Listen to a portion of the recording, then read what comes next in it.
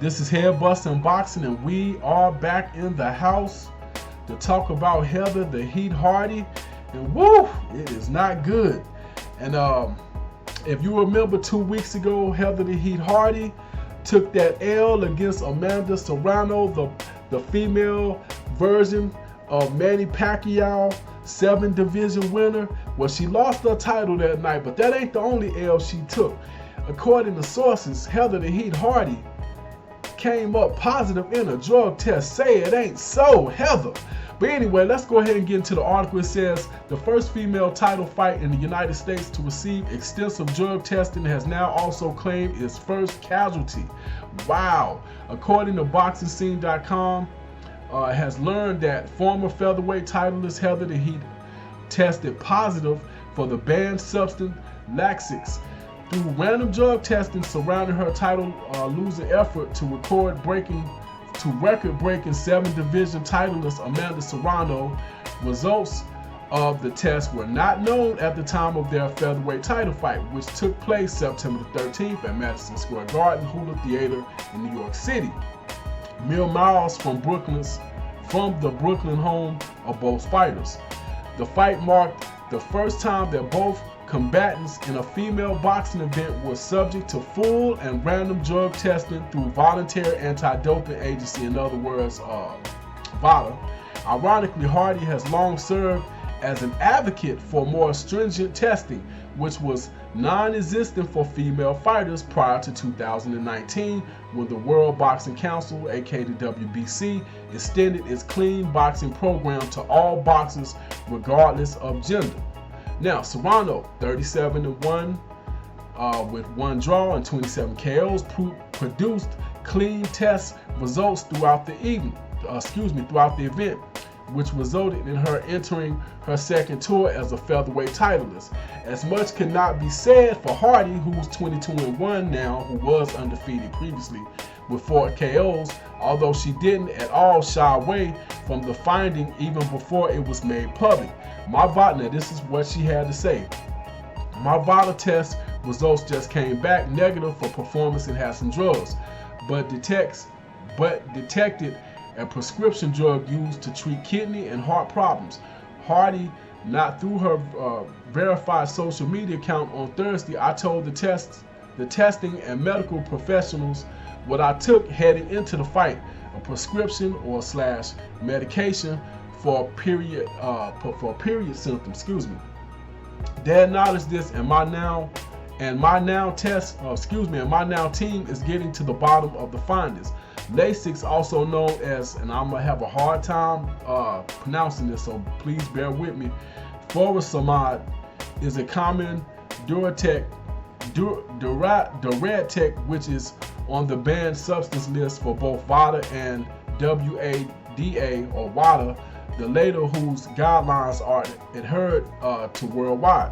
VADA's specific list of outlawed substances and far stricter than any other testing protocol, for the simple fact that the Las Vegas headquarters company consider all list items to be prohibited at all times, unlike WADA, who permits certain products when used for periods deemed out of competition. And see, now that's huge right there what that just said, because now you see why we have American fighters who have issues now with going over and fighting some of these fights in Europe, because they feel like these guys have an advantage. You know, if the fight is over there on their soil and they're being tested by WADA, they are actually allowed to use these drugs that would be deemed illegal by VADA, but they can use them by WADA as long as they're not doing it when it's a particular period going into the fight.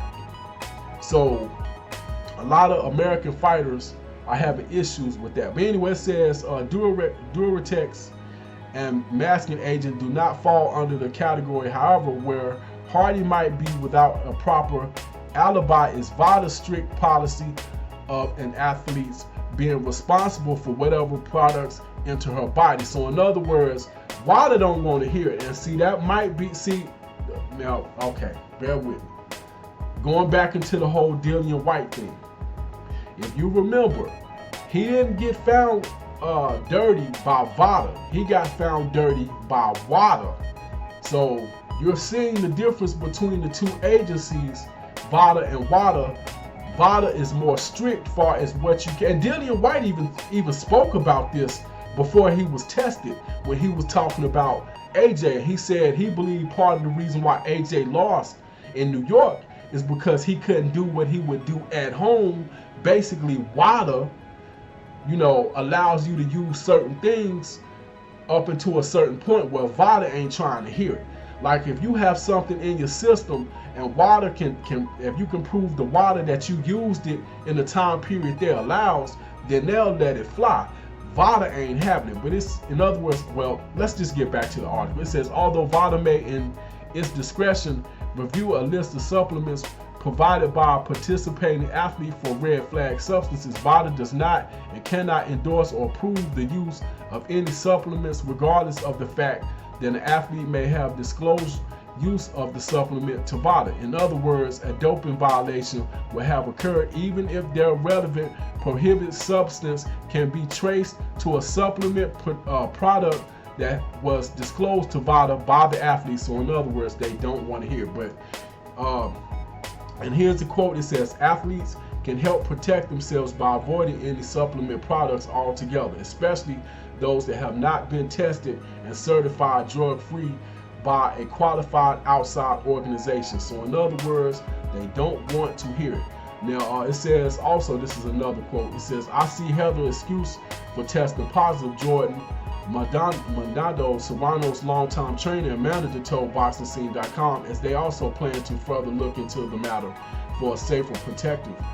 Given Hardy's claim of making testers aware of the products she took in advance of the fight, all I know is if this was Amanda, she would be vilified by the media, and every single win she ever had is called into question. Next up for Serrano is an expected super fight with Ireland Katie Taylor. That is, if Taylor get past her fight.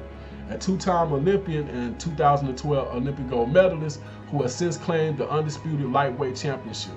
By far the biggest boxing star to come out of Ireland in the 21st century, Taylor will first attempt to become a two-division titleist as she faces super lightweight titleist Christina Leonardo on November the 2nd in Manchester, England. That's the fight I was just speaking of. Serrano will likely enter a mixed martial arts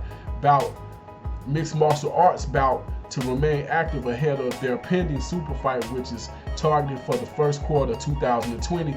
Their bout will also come with full random drug testing, as Taylor is also enrolled in the clean boxing program. So basically, at least we're getting some good news out of the article. It's basically telling us that we will be getting Amanda Serrano versus Katie Taylor, which in my opinion is only one fight that probably could rival, I say two fights that could rival Serrano versus Taylor, and that would be Taylor versus if she moved up to 147, or if they met in the middle, that is, and she fought Cecilia Brækhus, or Cecilia Brækhus and Clarissa Shields fighting.